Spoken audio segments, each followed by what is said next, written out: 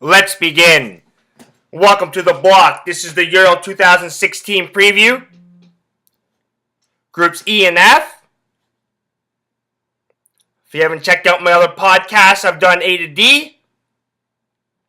Just talked about the squads a little bit. Talked about a little bit of the group betting, who I think is going to get through in the top two. At the end of this, I'm going to go through some of my futures. What I think will and will not happen.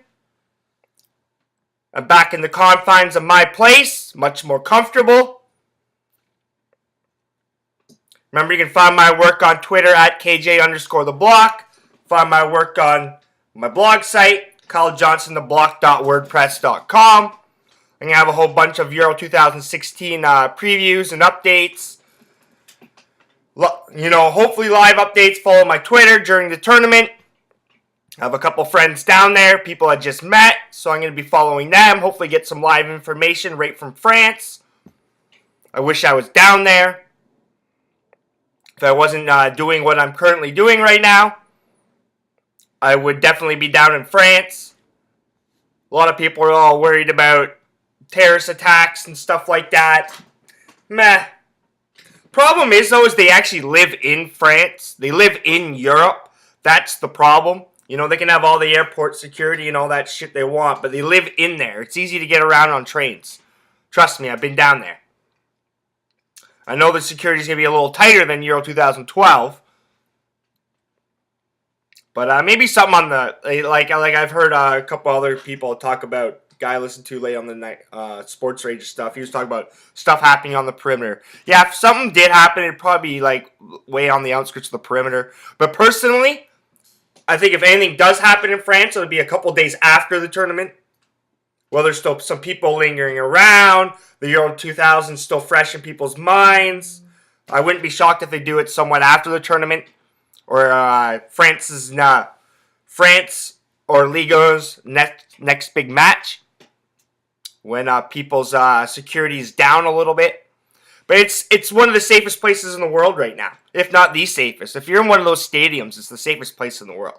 Nothing's going to happen to you. And they ain't letting nothing happen.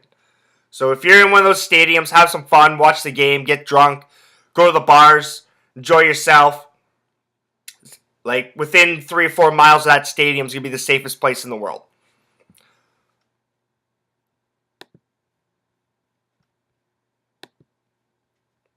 So let's get right into it. We got Group E. We got Belgium. They're sitting at plus 110. We got Italy, plus 163. Sweden, plus 600.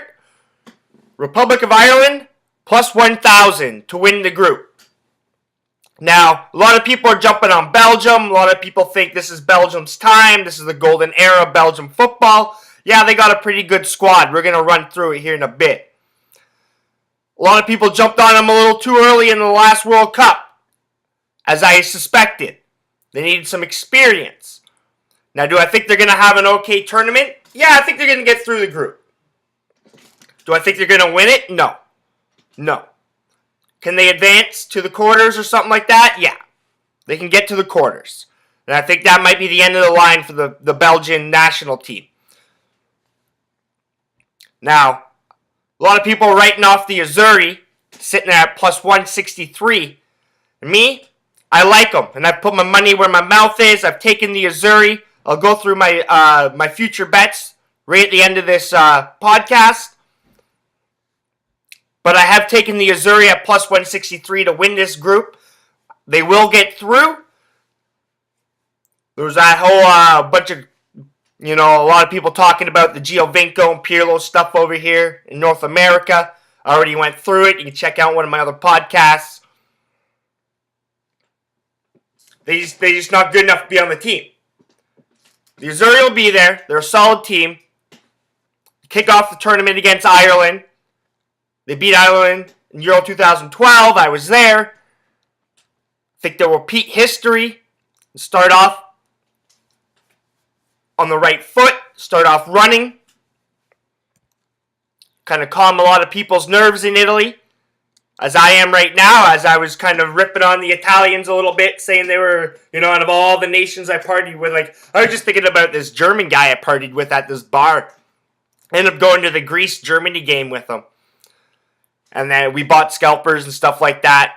The scalpers is the way to go. You know, like, you're going to get them cheaper than buying them on the internet if you didn't go through the UEFA website. Like, the UEFA website really is the way to go. But if not, scalpers, man, is always a really good option. But, we went, he wanted to go out of the town, and I already been out and stuff like that. I went out with the hostel owner. That was a messy night. Went out with the hostel owner. He like took us all around Gdansk, and we were in some like areas that are like barred from the public and stuff. He says that's where a lot of locals go, and like the cops ended up kicking us out. I ended up stumbling back to the hostel by myself that night. I was pretty hammered. One of those nights over there in Poland on my journeys. It was one of those hostels where you weren't allowed to wear your shoes around the hostel. They offered like Crocs, clean Crocs, so you can wear your socks, one or the other. So I usually just wear my socks. But that morning I woke up with my shoes right beside my bed, and I was still in my jeans and my sweatshirt and everything. Pretty hilarious. Just looked at the guy when I woke up in the morning. We just laughed. We just looked at each other and just laughed. He was pretty rough too. Man. But obviously I didn't cause too much of a nuisance, or they would have let me know. But yeah, I obviously just ignored the rules and just fucking walked right into bed. I had my radar to go to bed, and I went to bed. Nothing was stopping me. One of those nights. But let's take a look at the Belgian national team. Thibaut Courtois. He's going to be the man between the woodworks. Chelsea goalkeeper. Atletico Madrid goalkeeper. One of the up-and-comers. Didn't have a really good year. Kind of down in form a little bit. But Chelsea as a whole was down in form. So what can I say? Still like anybody would like to have him on his squad. If you didn't have David De Gea, that is. So I wouldn't want him on my squad for United. But he's a top 10 goalkeeper in the world. I always want to say goaltender, because I'm a goalie in hockey. So he's one of the top 10 goalkeepers in the world. It's Thibaut Courtois. He's going to have a pretty good tournament, I think. You know, I think Belgium can march to the quarters, and that's about it. No Vincent Kompany. That's one of the dangers on this squad. But they still have a lot of talent. It's just whether they can put it all together, whether they have the right manager to do it as well. Toby Alderweireld. He's going to be the man. He's going to be the main man in that back four with no Vincent Kompany. Tottenham Hotspur defender. He's kind of bounced around on the loan system a little bit. He's played over Atletico Madrid, Tottenham Hotspur, Southampton, I'm pretty sure. Southampton. So he's bounced around a little bit. Jason Denayer, he's going to be an interesting watch. He's a young center back with no Vincent Kompany in the squad. I think he might get a run out.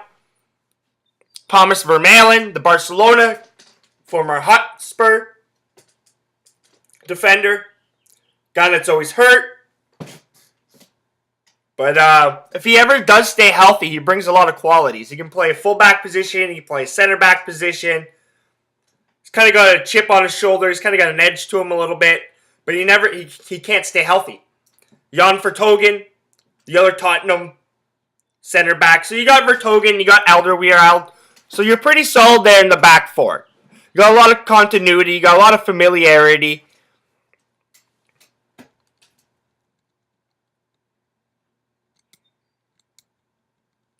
And I should mention Jordan Lukaku as well. Romelu Lukaku's little brother. Belgium always seems to have a little brother connection, seems like. So in the midfield, they have a very solid midfield. Combat a pretty damn good back four. This is why I think they can at least get to the quarterfinals. Then experience is going to come into play and stuff like that. Then your striker really has to be informed. And that's really I worry about the forward position. It's kind of funny. I actually worry about the forwards more than anything on this squad. That does include Kevin De Bruyne, but he is a midfielder. I'll get to him in a bit. Yannick Carrasco, Moussa Dembele, Marouane Fellaini. Fuck, I hate Fellaini. That's just nothing against the guy or anything like that. He's probably a great guy and stuff. I just always have a whipping boy on United. It was Chris Smalling for years. It's kind of growing out of a little bit. Seen him grow up a little bit. He always had some off the field antics and stuff like that. Some small little niggly and just childish, stupid stuff. But he's grown, Smalling. So it's Fellaini. Fellaini's the new whipping boy at United. I don't think he's going to stay around too long with Mourinho at the helm, to be honest with you. And Xhaka, when I was talking about him for Switzerland, yeah, he's an Arsenal lad now. So anyways, back to Belgium. So Fellaini, Eden Hazard, Nainggolan, Raja Nainggolan, like he's a kick-ass player, man. He's going to bring a lot of character and flair and quality to this Belgian team. And Axel Witsel from Zenit, he's a solid holding midfielder. A lot's going to be relied upon him to be able to sit in front of that back four because Belgium's going to want to attack because that's who they are. That's their identity right now. And they have a solid core of strikers. And I look for the young guys to make more of an impact than the older guys, to be honest with you. And I wouldn't be shocked if the manager, let me just get his name correct, Mark Wilmots, goes to them early. So we'll start with the older guys. Romelu Lukaku, they're not even old. The oldest guy is 20,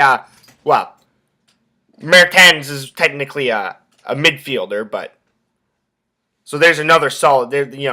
He's one of my favorite Napoli midfielder, Dries Mertens. He's fun to watch. Nice on the dead ball. He's got a nice long ball strike. He's not afraid to make things happen, Mertens. Not afraid to get his nose in front of the goal either. He scores goals. But Romelu Lukaku, Everton, he's had a good year this year, but he wanted to get the hell out of fucking Goodison Park. I don't trust him. Christian Benteke, Liverpool striker, didn't have a very good year. Hasn't had a very good 2 years since his breakout year with Aston Villa. Don't trust him. I just don't trust him. I trust Lukaku more than Benteke, obviously. And I think Lukaku will get a goal here, a goal there. I just don't trust him in the big games. Now, Divock Origi, the young Liverpool striker, he's got a lot of talent. He's got a lot of room to grow in his boots. This kid's good if he gets a chance. Same with Batshuayi from Marseille. Oh my god, I can't believe I said it. Same with Batshuayi from Marseille. Excuse me. It's early in the morning. You got to give me a little bit of a break here. Yeah, Batshuayi from Marseille. He's good. He's got a lot of Premier League eyes on him. Not so much the big clubs, but the mid-table clubs. West Ham's, Southampton's, Stokes. Dare I say Liverpool's. But Batshuayi, I'm interested to see if him and Origi get a run out.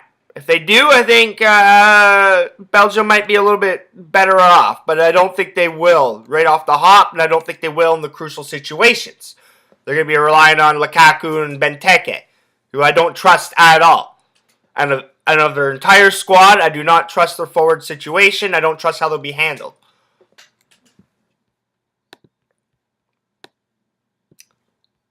The predicted starting 11 for Belgium: Courtois, Alderweireld, Denayer, Vermaelen, Vertonghen, Nainggolan, Witsel, Mertens, De Bruyne, Hazard, Lukaku.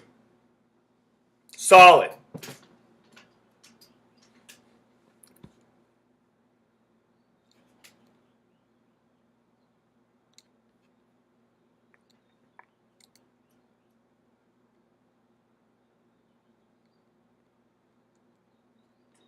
They said Carrasco's vying for Martin's right wing berth. We got Dries Martins coming down the right wing. That's pretty dangerous. Not good for defending though. But they're a good squad. They're a good squad. He'll be basically a right midfielder with De Bruyne in the middle. But Italy's got a banged up squad. Now don't get me wrong.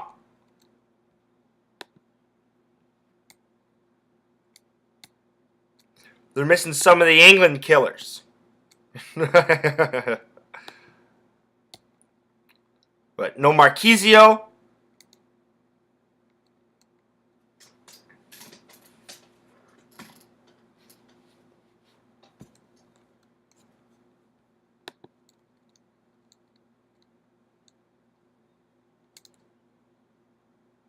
So let me bring up their predicted lineup here. Let's see what the Azzurri's up to.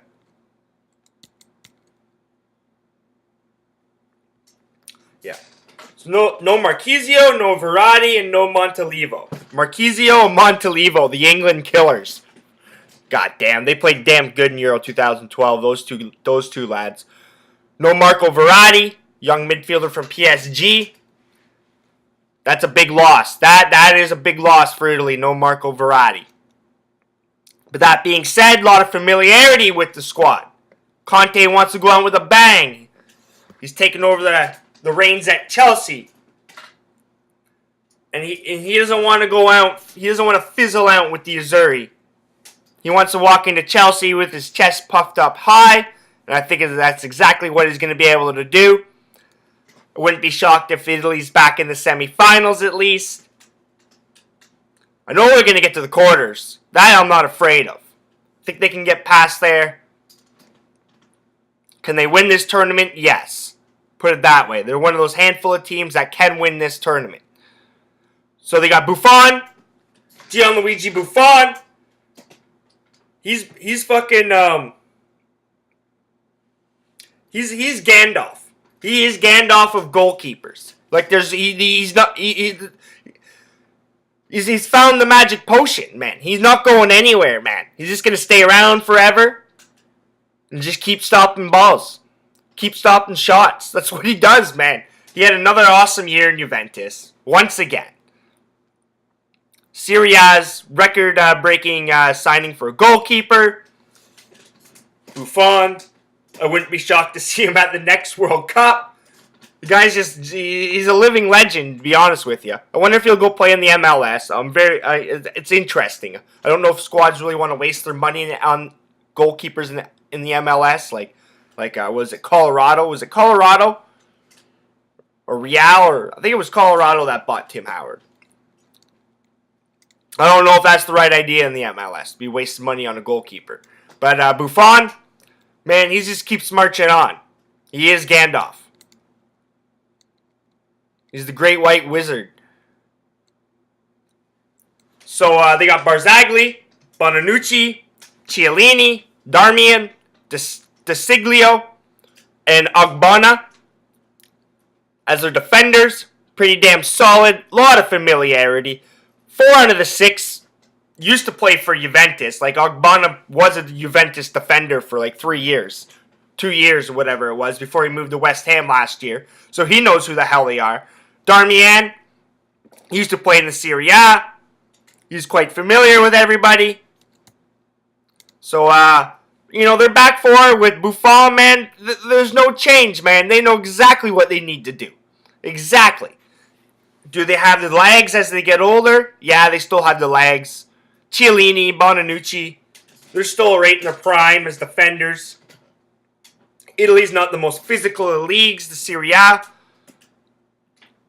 Darmian, he's like their little utility guy. He can play multiple positions on that back line. Let's see who they got in the predicted lineup for the midfield. Candreva, Florenzi, De Rossi, Giaccherini. And they got Darmian. But they're going with like a back three, I guess, of Barzagli, Bonanucci, and Chiellini. Sorry, Chiellini.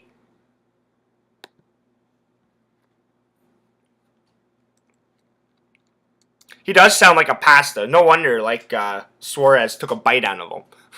He does sound like a pasta. But anyways, they're solid in the midfield still. Candreva and De Rossi, you know, you can't go wrong with that. De Rossi brings lots of experience. Florenzi's an up-and-comer. He's going to bring a lot of pace to the outside in that midfield. He's creative. He's not afraid to try shots. Not afraid to try, you know, different crosses. He's a very creative outside midfielder. He's like a right wing back kind of deal.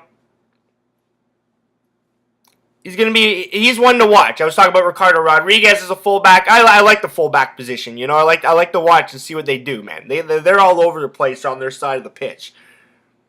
So Florenzi's one to watch. He's gonna be fun. Chiacherini, I don't think he's gonna have the biggest run out in the squad. Staruo and Parolo, especially Stefano Staruo from Juventus. We're gonna see him kind of play like a Verratti role. They're really going to miss Verratti. But they got Thiago Motta in there as well. And, like, come on, man. Guy just brings experience, man. Midfielder over in Paris. The forwards are interesting. This is where they're all talking about Giovinco. Well, they got Stefan El Sharari, Ciro Immobile, Lorenzo Insigne, Graziano Pelle, and Simone Zaza. I'll take Simone Zaza over him. I'll take Graziano Pelle over him. I'll take Insigne over him. He's one of my favorite guys to watch. There's really a guy to watch on Italy. Hopefully this guy gets a run out. Number 20. We're in the 20. 25-year-old from Napoli. He's a talent. He's a talent. He gets around that 18-yard box, man. He's very creative, and he'll try shots, man. Half volleys, little 1-2s to try to get inside the area. Oh, he's a fun one to watch. Ciro Immobile, I think he's going to lead the line in the end. But Eder, you know, he's got a nose for net. And Stefan El Sharari, he can play multiple positions. So the Azzurri's going to be all right. Czech Republic.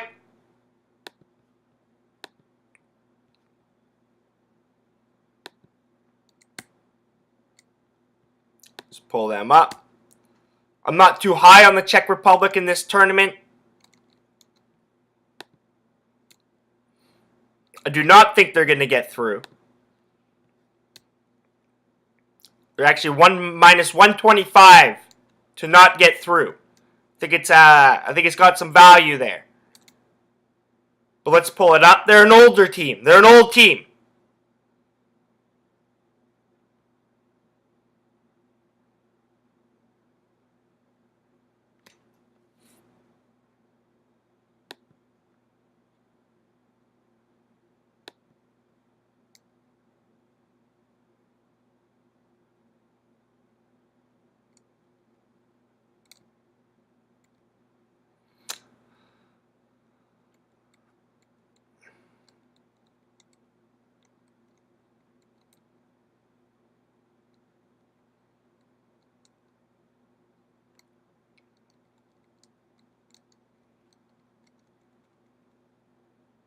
So I look at the Czech Republic. Well, why am I looking at the Czech Republic? Sorry about that. I was looking at my bets. Yeah. Sorry, we're going to move over to Team Sweden. What the hell am I doing, Kyle? God, I'm an idiot. I was just mesmerized. I was just checking out some of my my bets that I already laid there. And the Czech Republic was just, you know, still booming at me. Minus 125 not to get through. Sorry about that. We're in Group E. We just broke down the Azzurri. We're going to move over to Sweden with King Ibrahimovic. Ibracadabra. What else can you say about the guy, man? Eric Hamran, he's the manager. Andres Isaacson, will be the man between the pipes.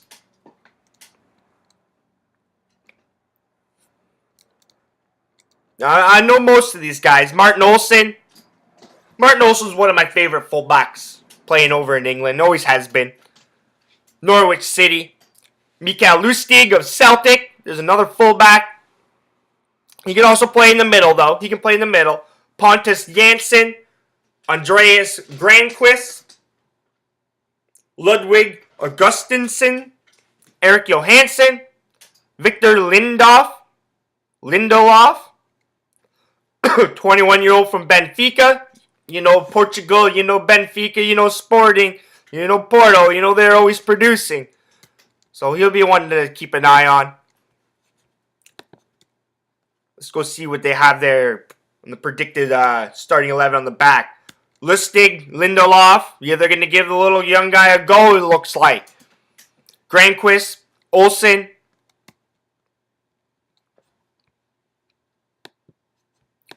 In the middle, Kallstrom.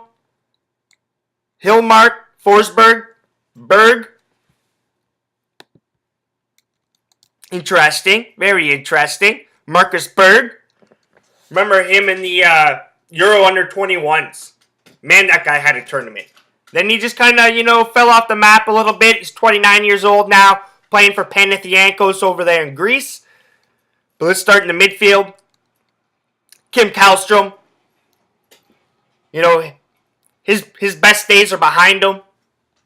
He'd be better off coming off the bench, but they can't really afford it. They got Sebastian Larsson. He's one of my favorites, still playing in Sunderland. He's still got some magic in his boots. Hilmark from Palermo. He's a little young lad. Emil Forsberg. I don't really know much about, to be honest with you. Excuse me. Pontus Wernbloom. I know a little bit about this guy playing over in Saska. He's a workhorse. He can cover some ground on the pitch. They'll be dangerous up front with a trio of Ibrahimovic, Marcus Berg, and John Guidetti. They can score some goals, but they ain't going to be pretty goals unless it's Ibrahimovic, I can tell you that much. If Ibra's not scoring pretty goals, no one's scoring pretty goals. They'll get that ball into the box, they'll cross it, they'll do whatever they can to get that ball near the 18-yard box into the area for their big strikers. Sweden will be, just because of Ibra, I always go on about my neutral teams. I'm a big fucking Habs fan. I'm a big United fan, big Tennessee Titans fan, big Oakland A's fan. I'm diehard on all those. Michigan basketball, Boise State football. Die hard on all those. But I always have a couple neutral teams. I was talking about West Ham the other day. I was talking about Poland in one of my other podcasts for this. Ibrahimovic is one of those players, man. How can you just not like the guy? Ibrahimovic. Right there. How can you not like the guy? So do I think Sweden will get through? No, I don't. Am I pulling for them? Yeah, I'm pulling for them. Am I going to put some money down put my money where my mouth is? No. Because I like the Azzurri. I already have that done, locked and loaded. With the Azzurri to win the group, and I think Belgium will follow behind. Republic of Ireland? What can I say about the Irish?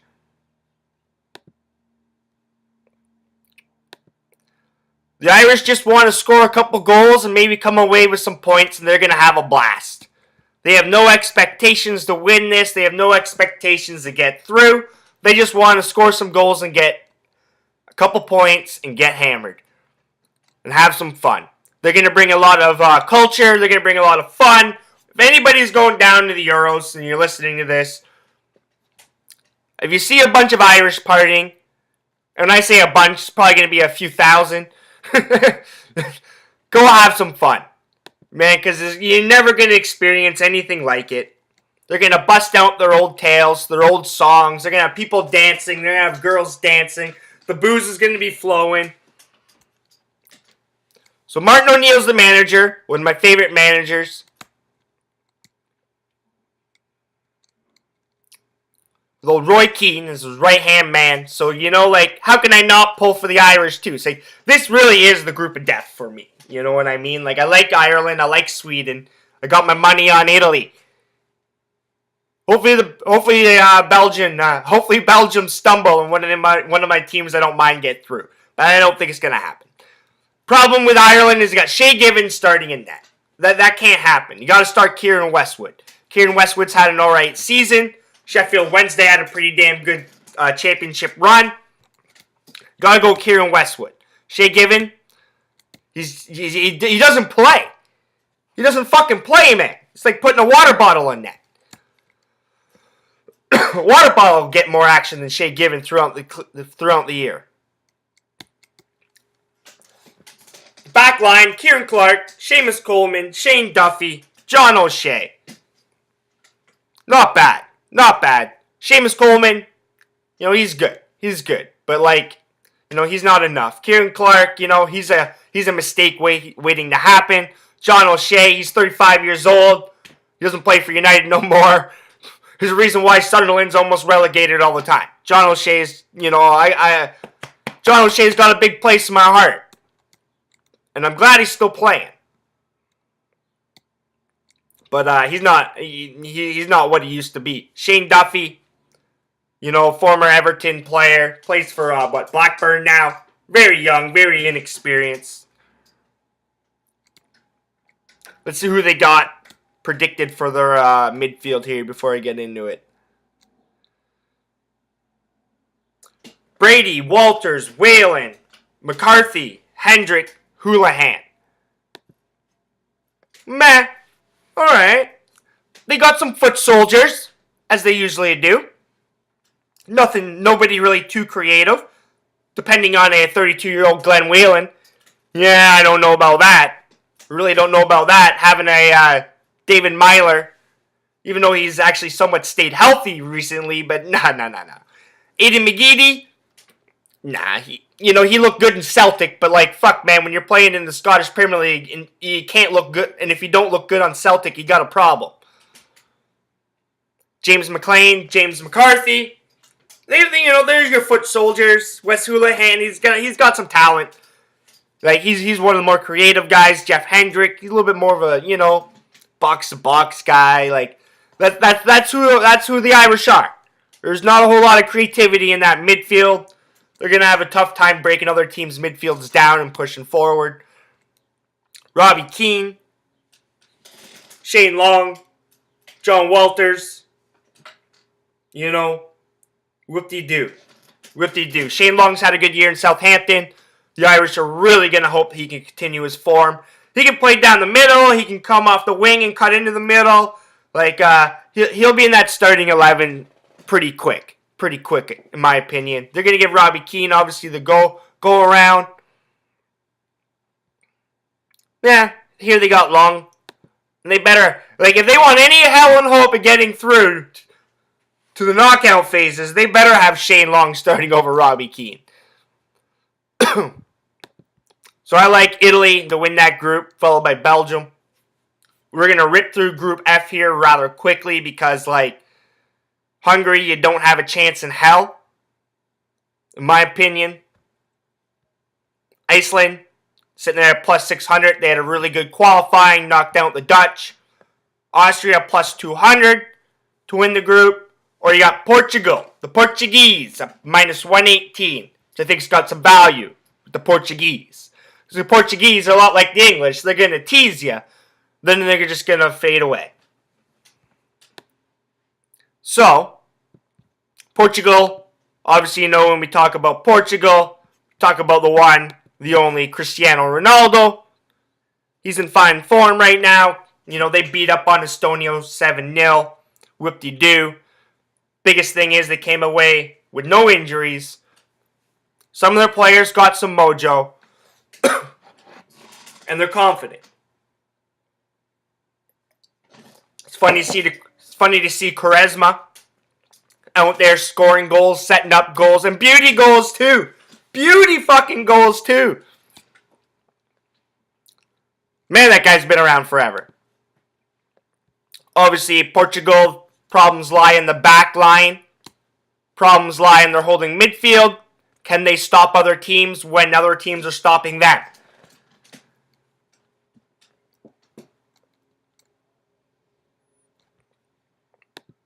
So let's just take a little look. Portugal. Rui Patricio. The starting goalkeeper. Sounds about right. Cedric, young fullback. He's going to be fun to watch. Pepe, Bruno Alves, and Rafael Guerrero. Daniil. Looks like they're going to start a little bit up in the midfield. Even though he can play in the back line if they needed him to. But that back line of Bruno Alves and Pepe, I don't know, man. I'd rather start Jose Font over Bruno Alves, the Southampton lad. You know, he had a pretty good season. He's had a good run out in the last 3 years with Southampton. I'd rather start him with Pepe. You know, you got to be quick. You got to be quick mentally, and you got to be quick physically to play in the Premier League, man. He brings it. He's shown it. He's proven himself. Bruno Alves, he's a mistake waiting to happen. Ricardo Carvalho, he's another, you know, he's basically a player coach. Rafael Guerrero, don't know much about. Now I mentioned Daniil, he's going to be sitting in front of that midfield. João Mario, he's a United target. This is the guy I want to watch. If there's any guy in the tournament I want to watch, it's João Mario. That's the guy I want to watch. I saw him set up Ronaldo for a goal. He seems to be a tricky, pacey little winger. Looks like he likes to play down the middle as well. He's not afraid.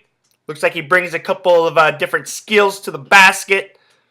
So he's the one I want to watch. João Martinho, Adrian Silva, Nani, and Cristiano Ronaldo. Obviously, Nani and Ronaldo, they know each other quite well. I wouldn't be shocked, though, if you see William Carvalho come into that midfield and help secure it. The young sporting midfielder. A lot of the bigger clubs around the world have their eye on this lad. Virinha, he brings some pace down the wing. Renato Sanchez, you're going to hear a lot about this guy. He just went to Bayern Munich. He's going to be the number one threat off the bench, it looks like. He'll be in the starting 11 for a couple of games, too. I wouldn't be shocked if he gets in there over João Martinho. His time's come and gone, but he still brings something to the table. Roberto Quaresma, he'll be the number one threat off the bench. If not, he'll probably end up starting down the middle, to be honest with you. In my opinion, Eder will be the number one threat off the bench.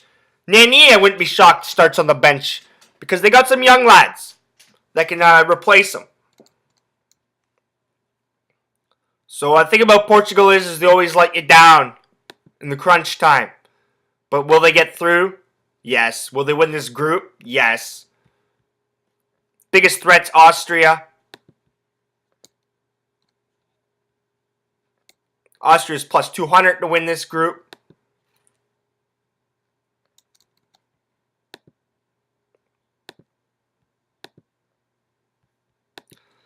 And a lot of people overlook Austria. A lot of people like to look over the Austrians. They got a good team. But they're much like the Belgians. They need to learn before they can win. So there's going to be times in this tournament where they're going to look like the new next big thing in world football. And there's going to be times where they fall apart. I think they have enough to beat Iceland to get through this group. I do. Austria-Iceland's going to be one hell of a game.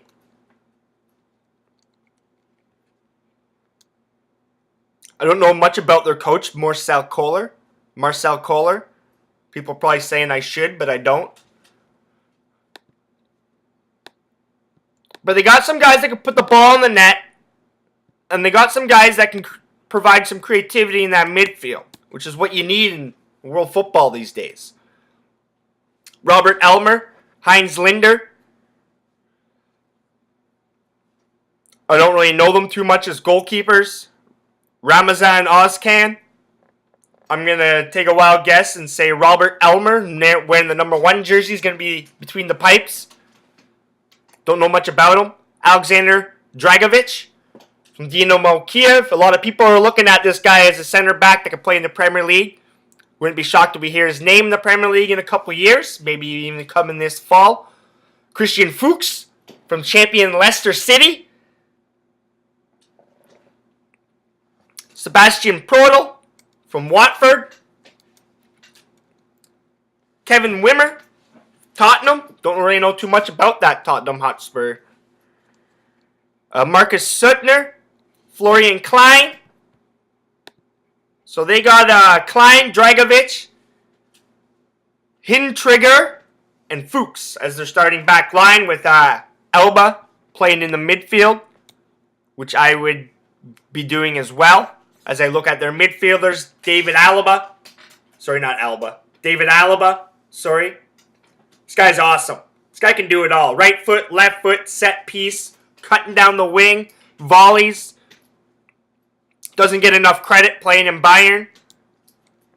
He's only 23 too. Oh my God. Hey United, if you want to sign somebody, sign David Alaba. Hey, Danny Blinn, get the hell out. David Alaba, you're in.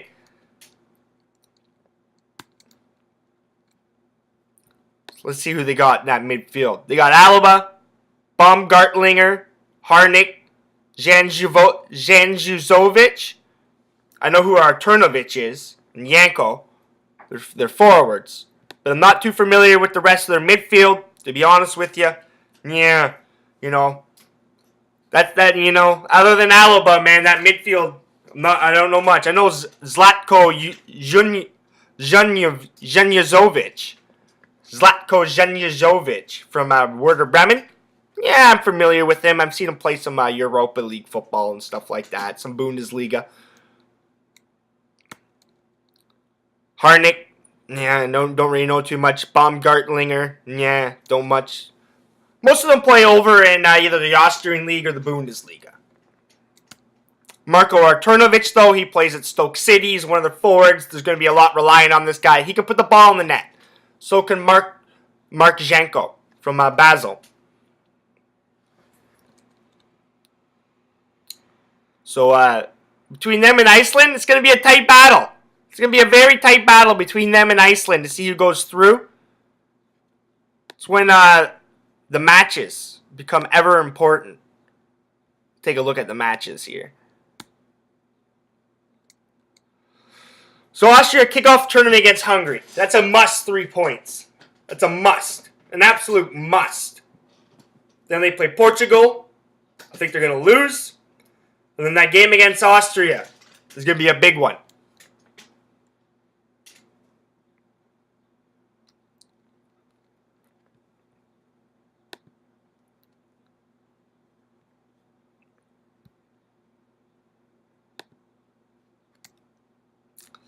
And let's go over to Iceland.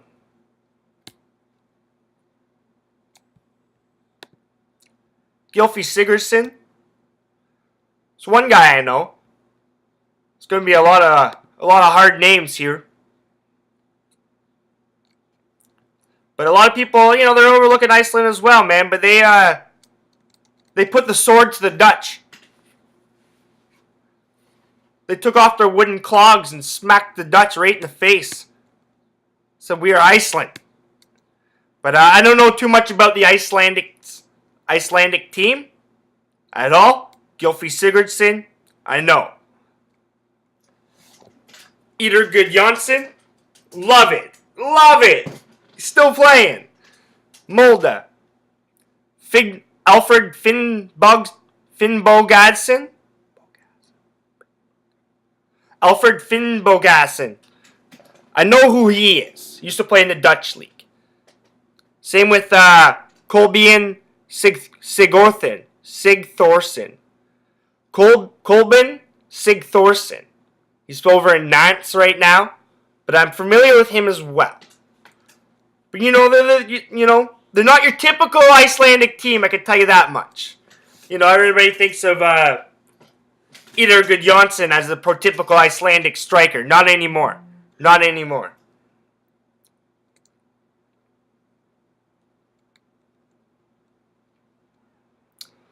But all I know is that they can bring it and they got some talent. I don't know too much about their players. I couldn't even begin to break down their back four.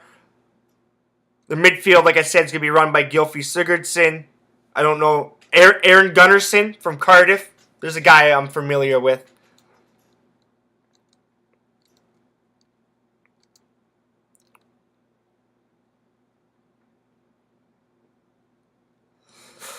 The same can be said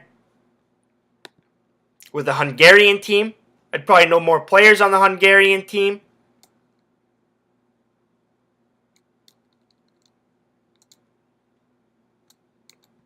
I just don't want to leave them out of the picture, out of the fray. Everybody is welcome and included in this discussion. Bern Stork. I know who he is. Thomas Kadar. Adam Pinter. Familiar with those guys. You know, they're going to have to play defense and hope the hell that they can hold on. But they have a little bit of creativity. Adam Salazar.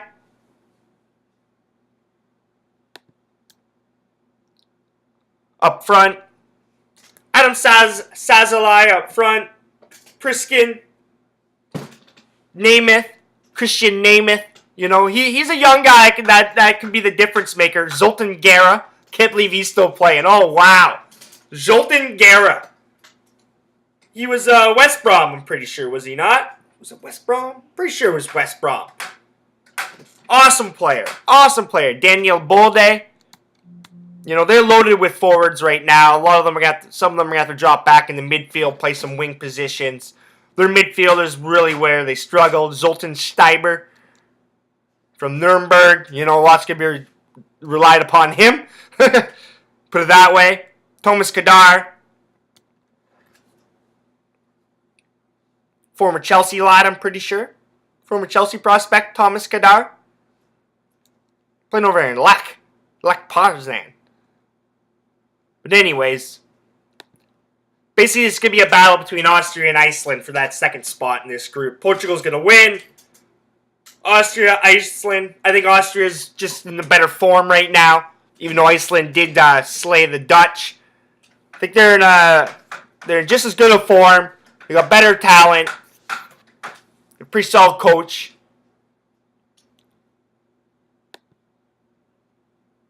And like I said, I think they're going to be viewed upon sometimes as the next big thing. So we're going to see them crash and burn pretty quick. I don't think they're going to get past, the round of 16 I think they're having now. So I don't think that's going to happen. So I think Iceland's going to be on the outside looking in. Now with that being said, I'm going to quickly run through some future bets here for you. So I got a group parlay. I got a couple of group bets. Group parlay of France, Germany, Portugal. Can't go wrong. Now there's a key to every lock, but come on. France is going to win. Germans should be able to take care of Poland and the Ukraine.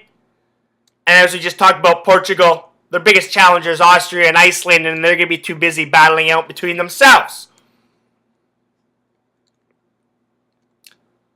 I got Italy to win the group against Belgium in Group E, plus 163. Now I got a couple other either yes or no if they're going to advance through the group stages. I think we got some value here. I got a parlay, a 3-team parlay. Republic of Ireland, no, to get to the past the group qualification. Czech Republic, no, at minus 125. And sorry, the Republic of Ireland at minus 163 to not qualify. Czech Republic at minus 125. And Northern Ireland at minus 350 to not qualify. Parlay them all up. So that's my group betting. I think we got some winners here. I might, dabble into a couple others. But I'm taking a look at the futures here. And to be honest with you, there's really only a handful of teams that can win this. A lot of people are going to be looking for value, and you're going to hear the Belgians and stuff like that, the Portuguese. No, no, no, no. So you got France at plus 300. Can they win? Yes. You got Germany at plus 400. Can they win? Yes. Spain at plus 500. Can they win? Yes. Don't think Spain's going to win. Not going to happen. Their time has come and gone. England at plus 850. Can they win? Some people will say yes, but I'm an England supporter and we're not going to win this. Belgium at plus 1100. Can they win? They're not going to win. Italy at plus 1600. Can they win? Yes. Portugal at plus 1800. Can they possibly win? Yes. Croatia at plus 2500. Can they win? I don't think so, but I think they're a very good dark horse, the Croatian national team. I think they're going to turn some heads. Ivan Perisic, Mandzukic, Modric, the boys. They got a very good team. Very good team. Can that back line hold up? Austria can, plus 4,000. No. Poland, no. Russia, no. Switzerland, can't see it happening. And so on and so on. I think Germany's going to win. Plus 400, that's going to be my bet. I think the Germans are going to win. They may start a little slow. I don't think that's going to happen. And I don't think that would be a problem. I think Jurgen Loh will have the boys ready to rock and roll. Thomas Muller's going to be putting the ball in the back of the net for fun. Mario Götze and there's some people in there that have some things to prove. They got some new players. I think Germany, that's who I'm going with. I don't think Spain's going to do it. Now I am, like I said, an England supporter, so it fucking pains me to say the Germans are going to win it. I hope we meet the Germans. Looking forward to some payback. But at plus 850, why not? I threw some money down on England. So I got Germany at plus 400. Got England at plus 850. And I'm going to take Croatia at plus 2,500. That's who I'm going to roll with the futures. I think if Croatia can get out of that little group of death, it'll have a lot of confidence for them. They'll have a little bit of mojo going.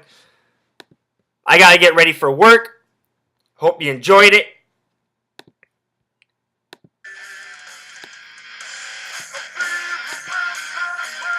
Good luck with the Euros.